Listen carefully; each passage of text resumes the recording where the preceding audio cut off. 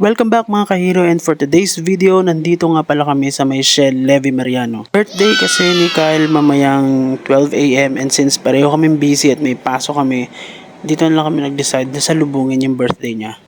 At the same time, tikman na rin natin yung pagkain na available dito sa may Shell Levi Mariano. So meron ditong iba't ibang food stalls, meron ditong Tokyo Tempura, meron Peppa Wings, and ang maganda dito, iba-iba rin ang price niya kasi meron pang solo, may mga bucket, so kung marami kayo, pwede kayong pumili ng pangmaramihan, and may iba-iba silang flavors. Yes! And tabi-tabi lang naman yung mga stalls dito, so hindi kayo mahihirapang orderin yung mga gusto nyong kainin. So ayan, at palipat-lipat na nga ako ng store kasi umorder kami ng iba't ibang pagkain. So ito na nga, dumating yung in-order namin sa Peppa Wings. Umorder kami ng 3 flavors ng chicken wings. So merong teriyaki chicken, may garlic kinesu, tsaka itong, ano ba to? Basta may cheese siya na melted. Basta ganun, hindi ko na memorize yung flavor. Tapos dito naman sa may Persian Kinembolar, umorder kami ng 2 flavors ng shawarma, chicken and beef. And then of course, sa Tokyo Tempura, obviously tempura yung in-order namin. And in fairness naman, habs naman yung lasa niyan. Masasabi ko na pwede na para sa presyo. Of course, kailangan ng panulak, so may root beer. And ayun yung coke para sa akin. So ayan, at simulan na nating lapangin ang binili nating pagkain. Para sa akin, bilang mahilig kami talagang kumain ng chicken wings, masasabi ko na parang sapat lang siya para do sa presyong binayaran mo. Kasi merong chicken wings na halos kapresyo lang niya, pero masarap talaga tsaka malasa. Pero in fairness naman dito sa may Peppa Wings, hindi siya maalat, so talagang maitatawid niya yung gutom mo. Meron kasi akong lasa ng chicken wings na hinahanap ko, na vlog ko na yun dati dun sa kinainan namin sa may Angono Rizal. Yung parang distinct yung lasa ng bawat flavor. And talagang mapaparami ka ng kain. Pero guys, syempre iba-iba naman tayo ng taste buds, so yun lang naman ay para sa akin, sa experience ko. Pero gusto ko yung preparation nila dito kasi maganda yung packaging, malinis yung itsura ng pagkain, mababait yung staff. Actually, lahat ng mga staff dito sa may food stall, sa may Levi Mariano, dito sa may Shell sa taas, mababait sila.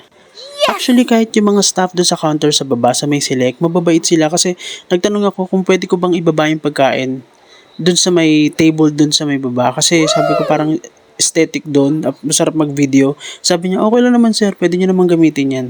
And they're very accommodating, kaya siguro marami din kumakain dun. Ewan ko kami lang ba, kasi pag halimbawa gusto namin mag-isip ng bagong contents or mag-brainstorming about sa gagawing mga content for the following days. So pumupunta kami sa may Select, tapos order kami ng food, then habang kumakain, nag-iisip kami ng mga ideas, tapos nag-iisip kami ng mga pwedeng gawing contents for the following days. And marami ding mga pumupunta doon kumakain, tapos parang ewan ko nagpa-park sila doon, then parang nagpi-picnic. Lalo na sa gabi hanggang madaling araw, so nakaka-refresh ng bagong ideas pag nakakita ka ng mga iba't ibang klase ng tao. Lalo na ako, bihira talaga ako makalabas ng bahay since work from home ako. So, most likely, pagkatapos ng trabaho, nakakatulog na ako or nagpe-prepare na ako para sa isa ko pang work. So, sobrang swerte talaga pag nakakalabas ako ng bahay, kahit dyan lang sa malapit, sa may gas station, para makapag-isip-isip, tsaka para medyo mawala mo na sa isip yung trabaho, din makapag-isip kami ng mga bagong contents. As you can see, medyo matagal kami bago nakakapag-upload kasi talagang sobrang busy sa trabaho since bare month, kailangan mo talagang kumayod at napakarami ng gastusin. And ito na nga, at tinikman na namin yung chicken and beef shawarma.